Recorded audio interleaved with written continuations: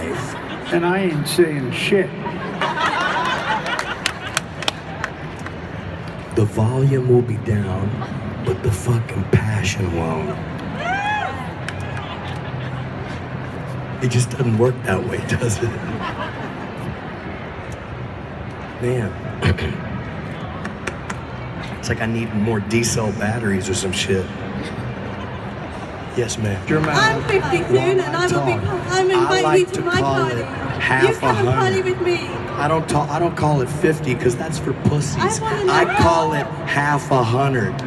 My glass is half full, motherfuckers. I'm inviting you to my fabulous 50, okay? You're coming to my party, yeah? I will go to your party. And I'll cry if I wanna. Do you want to drink?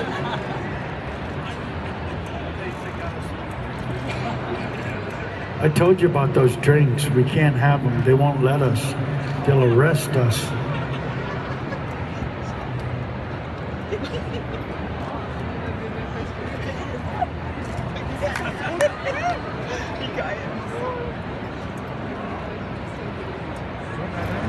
I'll test it just to make sure it's not poison.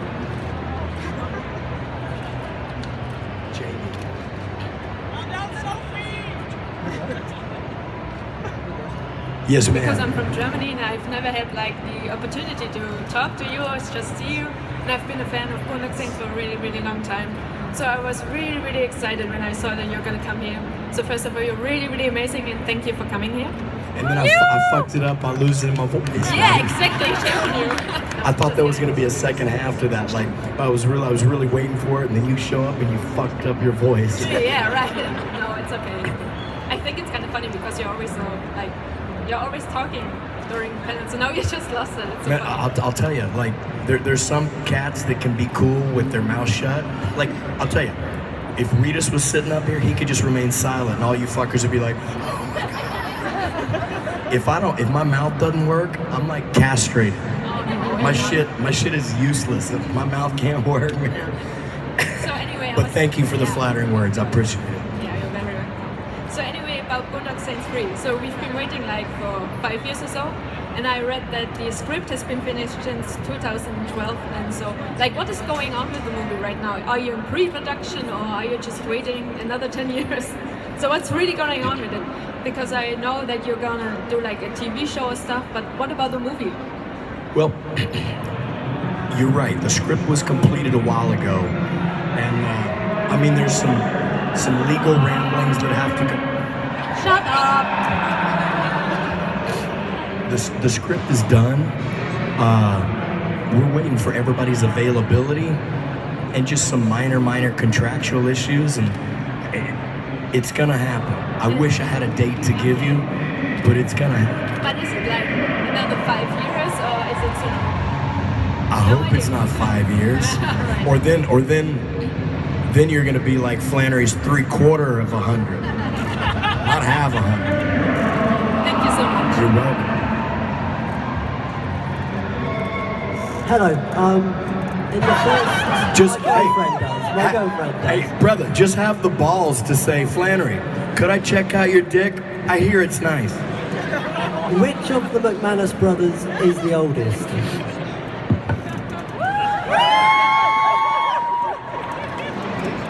I'm just kidding, man. But I will ask my little brother. Thank you. You're welcome, man. Do you know if you're going to release any more books? You know, in answer to your question, yes. Thank you for bringing it up. I appreciate it, man. The book is called Jane 2. It comes out April 5th. I hope you guys will check it out. And I've actually started writing another piece that is directly connected to this book, that is more focused on one character. Happens to be my granddaddy. So that will be the second book. But there's a big part of my granddaddy in this book. It's a pretty big chunk of me, but I hope you guys will check it out. And if I'm being honest, I'm pretty proud of it. So I hope you guys will give it a look. Thank you, brother. Thank you. That big brother. That was fucking badass. It's the best thing. I'm gonna throw that one to Rockenstein. To ask you about the third. how do you think both the brothers are taking the death of Noah in the third? Because we haven't actually seen their reaction to the death of their father. So you have some ideas, you know, more or less what was the difference between the two brothers taking the death of Noah? Well, I do know, but I really can't divulge anything because you just brought up a pretty big plot point. So let me just deflect and say that is a fucking amazing artist right there. Yeah! Woo! Like, no shit. She goes by the name of Hellcat. Fucking the meaties. I'm confused. That's how fucked up my brain is. The meaties. There are actually two fucking killer artists. Hellcat. Where is Hellcat? Where are you? There, exactly. Both of those two right there. Check them out. The Medes, MEEDEES, and Hellcat is _, Hellcat _. 2 underscore. 2 Hellcat, underscore. 2 underscore. Hellcat 2 underscore. No shit. Check it out. It's like not tracing shit, but like from the brain. Like it's fucking crazy. Thank you so much. You are very welcome. To lay naked on the floor with Norman. Almost naked. You want to know if I chopped up, don't you?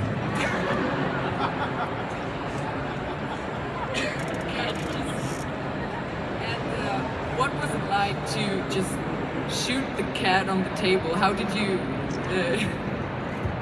do that? If you guys remember the scene with the ice bag, Yeah. I wanted to shoot the scene like logically, but they said, well, you can't show it because it's rated R. And so Ritas was the one that actually put the ice and like spread it out he was moving all the cubes around strategically. He spent a little too much time doing it, so I'll be honest. I'm kidding. Okay, thank you. You're very welcome. Hello. Dude, that was cool. I've never spoken that much in my life. Well, that's probably a fucking lie. She just goes, really? I'll buy the audio. In that case, I'll get the audio book and I can just Well, I will say this. I've probably never spoken that much that wasn't just like fresh stimulus into the brain crap. You know what I mean? But, and I didn't go hoarse. Go ahead.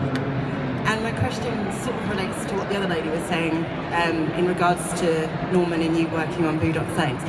Because you were saying, I was going to ask if you knew each other prior to doing Boondock Saints, but you obviously did from what you said about Norman. So I'm just wondering how you guys knew each other and if that made you get up to maybe more mischief than you would have previously and so on and so forth. And examples perhaps of the mischief that you were doing. We met each other and we bonded over mischief. That's how I met Norman.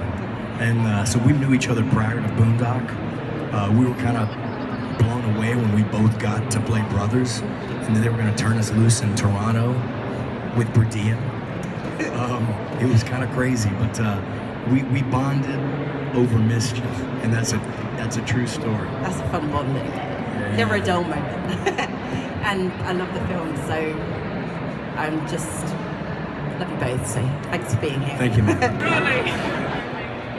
Awesome. That's the truth. Really, all that stuff did happen, even if it isn't true. Let me be perfectly honest. You guys know I can make some shit up, right? Well, if I wanted to, I'd make it up even better than that shit. Like, that's boring shit. Which is your favorite of those stories? I was there. So to me, they're not stories. They're like shit that happened. I mean, and let me tell you this. I've repeated the G versions of everything, man. I mean, but I will say this. Riedenstein has more dirt on me than I have on him. Because I get up to shenanigans. He witnesses more shenanigans than I witness. And I'll tell you, he's just really good at not talking, you know? He sits there like a gentleman, but I'll tell you, if he wanted me to toss me under the bus, fucker could ruin me. Fucker could ruin me. No shit. I'd love to hear those stories sometime. Thank you very much. No, I hope he never Hi. Oh shit, that's loud. do either of you actually own any cats? I did. No, it died. I didn't kill it.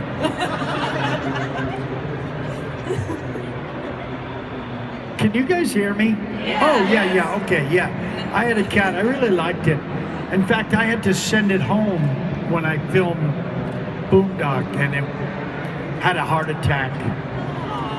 Yeah, they took it to the vet, and it didn't like going to the vet, and it just fucking died. Had a heart attack, yeah. That sucks. That was not meant to be such a downer question. Yeah. Really quick, how did you and Norman meet originally? Myself? Yeah. Where were you during the last question? Oh shit! I was. Oh, my God. All right. Let me just defend myself here. She's from the same town as me, which is really bizarre because I live here. She lives I don't know in New how York. that relates to you fucking up, but I wasn't listening. I wasn't paying attention at all. that's okay. We can talk. I'm gonna go now. We knew each other since '94, so I'd known that fucker 5 years prior to getting the Boondock Saints. Yeah. Where did you guys meet? We met in the Hollywood Hills at about 3 a.m. at an after party. There was a pool in the backyard. There was a bunch of dolls laying around, and he and I started. Can you just leave it there? Yeah, I'll leave it. No. No. I just want to make up the rest of my head. Go ahead. Hello, we're going to ask this question together. According to a deleted scene in Boondock Saints, you and Norman's characters asked their mother which one of you was born Is this deja first. fucking vu, man? Yeah, we can talk about my cat. We were just interested in who was born first. Actually, Rocco was born first. Ritas and I are hung like light switches. Seriously, like Tic Tacs, the little candies. Honest to God, that's a true story. Thank you. You're very welcome. Hi. Since everyone's asking you about Boondock, I think I should ask you if you've enjoyed your time in London. I dig London. For example, like whenever we shot Young Indiana Jones, I lived here for 6 years. So everybody know where Blake's Hotel is? In Chelsea on Roland Garden, Blake's Hotel. I lived across the street from Blake's for 6 years. And I'll tell you a funny story. I was here probably 5 days, and I was walking. There used to be a Johnny Rockets hamburger stand on Fulham, on the Fulham. And I was walking, I got a burger, and I was walking back to my flat. And this group of dudes, a Chelsea game had just finished. And these guys approached me. And I'd heard English dialect maybe for 4 days since I've been there. And this guy comes up and he's like, "Oi, who you supporting?" I was like, "Who you supporting?" He's like, "No, fucking who you fucking support?" I was like, "Brother, I support whoever you want me to support, man. There's 5 of you guys, and that motherfucker's got a chain. I support who. I'm a Dallas Cowboys fan, motherfucker. I couldn't even tell you what color your team is. You know, are you red and blue? You pink and I don't know. I've never seen that level of hooliganism. I didn't even know what hooligan meant. These fuckers, if I answered wrong, they were gonna fuck me up. That was my welcome to Chelsea when I lived there. No shit. Who you fucking support? I was like, oh shit. It's crazy, right? And we bought Rocco some chocolates earlier. We wanted to know if you liked them. Yes, I did. They were very, very, very good. Really. Awesome. Thank you. I'm like, sure. Are you ever going to be in a film that my mum will approve of?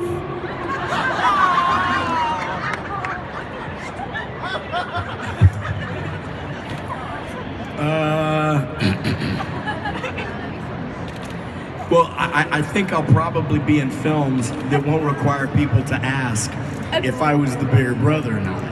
Approve of him watching. I think so. How old are you? 12. Yeah. Oh yeah. I think rather than me bringing the films down, you're gonna grow into some good films, brother.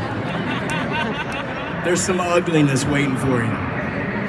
And I hope you dig it. Take care, man. Hi. So I was wondering, Sean, you've done a lot of like really amazing movies, like other than Boondock Saints. So you've done like Powder is one of my favorite movies. So is Teenage Hero. And I was just wondering, out of everything that you've done, what would be the thing that you're most proud of and why?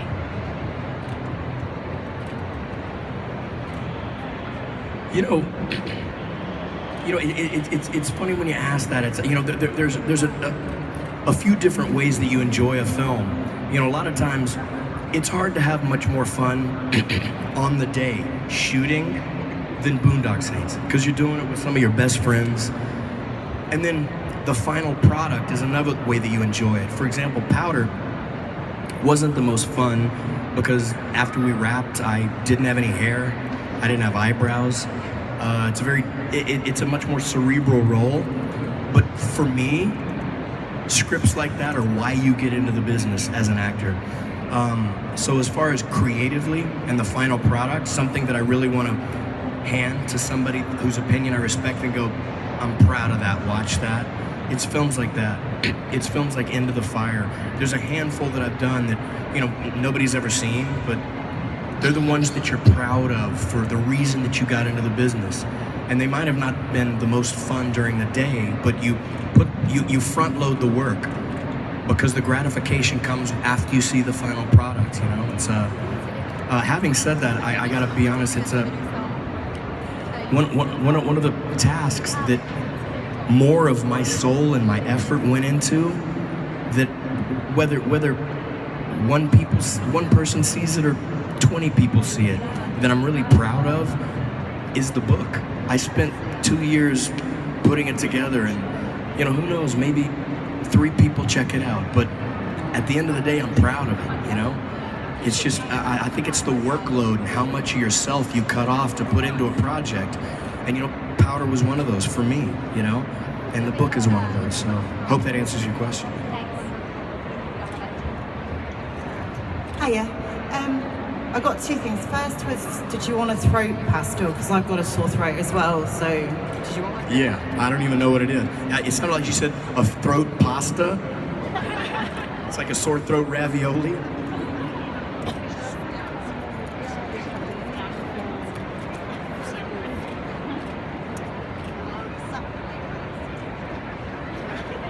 If I die...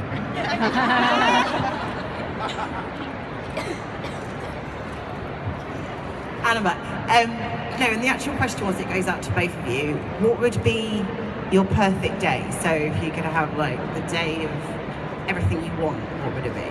Something.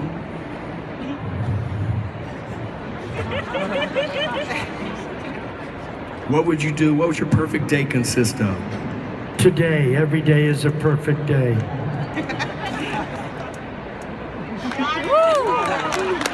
Fuck, that's some good shit. Mine would be, if I'm not pandering to the crowd, mine would be, these are some of my best days, I'll tell you that, is experiencing this. But outside of stuff like this in the professional field, it's family and training jiu-jitsu. It's on my off time because I get to make films a lot. There's really nothing better than that. I know they call it a job, but trust me, it's not a fucking job. I've had jobs before, and they don't have craft service tables. They don't have people that'll make you a hot sandwich anytime you fucking want it. They don't have... Check this out. My son, when you make a movie, you have a trailer. My son calls it the house inside the truck. He's like, they have a house inside of a truck for you that just goes wherever you go. It's not a job, you know. It's and I hope they don't find that out, because then they'll quit paying you to do it. It's kind of ridiculous. But my favorite stuff in the world, the perfect day, is in my off time. I love to train, I love to teach, and I like spending relaxing time with family. You know, my parents too, all aspects of family, you know. That's cool. Thank you. That's a tough question, you know, the perfect day. I mean, is it gettable? Has anybody had a perfect day? It is I mean, gettable. no, you know, your son is born or you get married. But besides that stuff, just that day when you just wake up and you just have the perfect day, everything goes well. I mean, it's a feeling. Exactly. There's, probably drugs. Everybody has a choice who they surround themselves with, and you choose the right people. You make your own environment, you know. That's a perfect day right there. He shot with Rocco. Yes, ma'am. Ice Cube has a song about that. So it's me again. I'm really annoying. Sorry. Speaking of perfect, like we know that obviously Boondock Saints should go on like forever, like with the general idea to kill bad people and stuff. But what is your perfect ending for the brothers specifically? Like, do you see them do this forever, or what's your perfect ending for them? To me, you have two options. You can kill all the bad in the world, or you can convince the bad of its sins, you know? I'd like the ideology to get so contagious that it permeates the masses and people start self-policing. There becomes some self-regulation, you know? I think a lot of the reason that people plug into the film is because they see two guys doing what everybody feels like should be done, you know? It's just like some lines in the movie, you know? Child molesters getting off on 2 months probation. I don't think anybody goes, yeah, that's severe enough. I think everybody's like, wow, that's kind of crazy, you know? To me, the ending would be, you know, a certain understanding where that shit just dissipates, you know? To me, the perfect ending would be there'd be a universal standard of morality where they could plug into every person and go on a meter. And if you didn't hit the certain level of morality, you just got rallied up into a courtyard somewhere. I think I just wrote part 5. Thank you. You're welcome. Hi. In Dexter, your character was last seen left on a bus after being tranquilized. And I almost caught that fucker till that bitch stabbed me in the knee. What do you think the Elway would have done next, since he found out that Harrison was with Hannah? Well, he probably would have banged Hannah, first of all. Because nobody thought that was funny. Everybody's like, oh my God, what a chauvinist.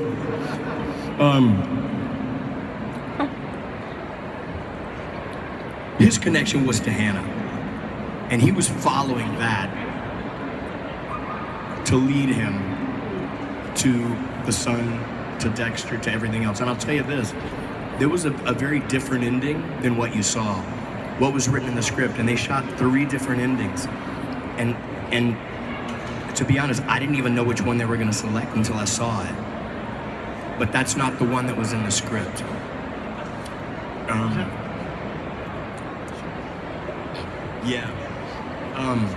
But let me ask you a question. Did you hate the ending like everybody else did? Yeah. Oh my God, right? And let me tell you, you know, I've never felt such a visceral reaction with anger since Lost. I mean, people are, but I'll also tell you this. I watched the show and I thought it was incredibly unsatisfying, you know? It was, instead of committing to a story, it was, I don't know, I hate all those things where they say, and then they woke up and it was all a dream. You know, it's like, motherfucker, I paid you to tell me the story. Unless you're gonna pay me to write some shit, tell me how the story ends. But I agree with you 1,000%. I would have liked it to be a concentric circle, the story to make sense in finality. but it all starts with Hannah.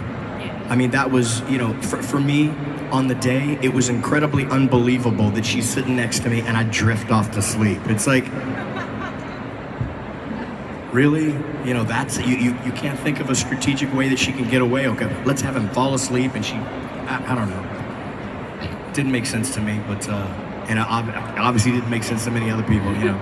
But, I mean, I'd never done a successful TV show, though, before. You know, so it was wonderful to do that show, and it was killer to see how they operate and how they execute scenes, and that was neat, but it was unsatisfying for me in the way that it culminated. Also, Ross wants me to say thank you for speaking to him on the phone yesterday. Oh, you're very welcome. Hello. How you doing? Yeah, man. My name's Wes. I'm from South Wales. You guys are from America. Sean, I think you just touched on morality and things. I just wonder, as Americans, how you feel about Donald Trump possibly becoming president? Wow. Yeah. Well, I mean, he's not president yet. Who knows if he's even going to get the nomination? I mean, look, there's one thing that I think it's important. I'll give you an example. For example, the restaurant business. Every manager in the restaurant really needs to have an understanding and a working knowledge of being a line cook, of being a waiter, of being a bartender, of being a bar back, of being an expediter, and being a food runner. Then you can manage, because you can tell everybody how to do their job.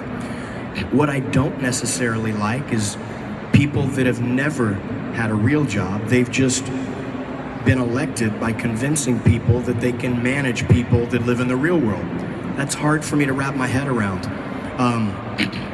You know, I would like somebody that's proven themselves in the real world. That's not an endorsement for Donald Trump. But I'm saying, you know, you have somebody that's been incredibly successful in the real world. Not saying he didn't start with a huge advantage, but it's hard for me to get around somebody managing people that's never had a real job, that's never had to make a payroll, that's never had to pay taxes on an income that was earned outside of a government position. That's hard, and I don't think that's unique. I think everybody feels that way. Not saying he's the right cat, but I'd like someone that's proven themselves in a number of different arenas to rise to the top and, you know, show an ability to lead. But who knows, you know? I mean, you hear one-liners from pretty much every person out there that makes you roll your eyes. Every person out there, you're like, did you really say that? You know, it's like, You almost got your dick out. I ain't running for president, brother. But when I run, one of you motherfuckers are gonna rewind this tape.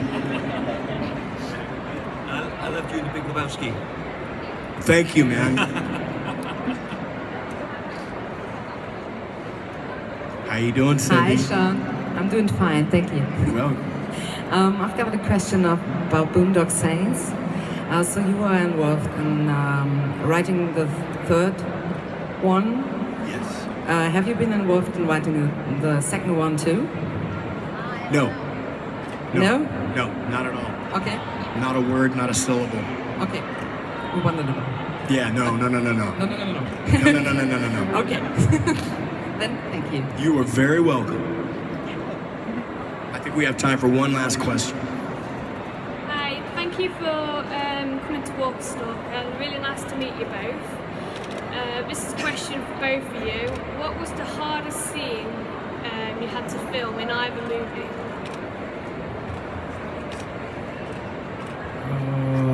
Let me see. I must have had to like do something hard, like it was maybe a little cold outside or something.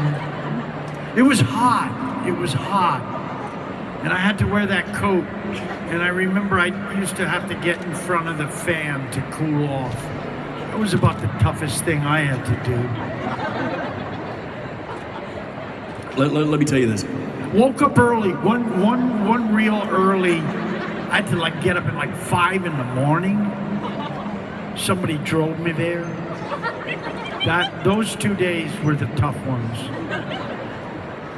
Thank you. And let me tell you this. Because it was March and we were doing it in August. So that's fucking hot. And I had this big coat on. Let me tell you, it can be tough on set. Plus, I'll tell you some other stuff. But I mean, there is no hard part of it. There's not. You know, every time I read an article or something by, you know, some actor that's saying, oh my God, you know, this took years off my life doing this, and I really put, it's like, fuck off. Fuck off, man. I've been doing this for years, and it's, I'm not trying to make light of it, because there is a certain skill set that you need, but it's not taxing. It's not taxing physically or mentally in the grand scheme of things. It's just not. I mean, we should be so lucky to get paid for this shit, to be perfectly honest. And it's, I say this quite often, but you know, we've already been compensated quite handsomely and treated as royalty when we make the movie. And then we come here and you guys line up to tell us again how great it was. Or maybe that Chachi right there is laughing at it, but you know what I mean? It's kind of crazy. I've had real jobs in my life, and never once did somebody pull me over in a mall to tell me, whoa, when you emptied the deep fat fryer at Church's Fried Chicken, good job. No one ever did that shit. No one ever had a tattoo of me from the donut shop I worked at. No one ever put a tattoo on their shoulder then. It's crazy. It's the truth, you know? There's a craft service table with food. There's a short order cook. They treat you as royalty. They dab you down if you get moist. I mean, they carry fans, no shit. They carry fans while you're walking around so you don't get moist. We should be so lucky. There's things that, in the difficulty, it's not really mentally or physically taxing, but what I consider difficult is when you can't find the right way to do something and you beat yourself up over it. But it doesn't take years off your life. You're still treated golden. You're overcompensated tremendously. And then people want to come to these events, and there's a long line of people that want to take a ball of adoration and just fucking smear it all over you. And it feels really fucking good. It does. I'll tell you, there's a big difference between when you do theater and when you do film. When you do theater, there's an instant reciprocal current of energy. You get feedback immediately. I say something funny, you guys laugh. I say do something dramatic, you guys get affected. But film is very different. When you shoot a film, no one gives a shit about what you're doing. The camera operator is just making sure you stay in frame. The boom operator with the mic is making sure a plane's not flying over. A boom operator not listening to you, he's listening for anything else. He's not listening to what you're doing. The minute you finish a scene, if you poured your soul out, they say cut. Those motherfuckers pick up and they move their equipment out. They're just thinking, we gotta go to the next set. It's different. So the feedback comes at these events. And that's why these are crucial to the life of an actor. I mean, people say, wow, what do you love about doing it? Because of this shit. Because there's people that travel, like Cindy came from Germany. That's it. You don't know what, I wish you guys could feel how that touches your heart when people travel from other countries to come and give you shit that they made from their passion, what they're most passionate about and they're most talented about. They make something to give to you because of some shit you've already been compensated for. It blows my fucking mind. And I'll tell you, I hope it never fucking ends. But one thing, I wish you guys could all feel it.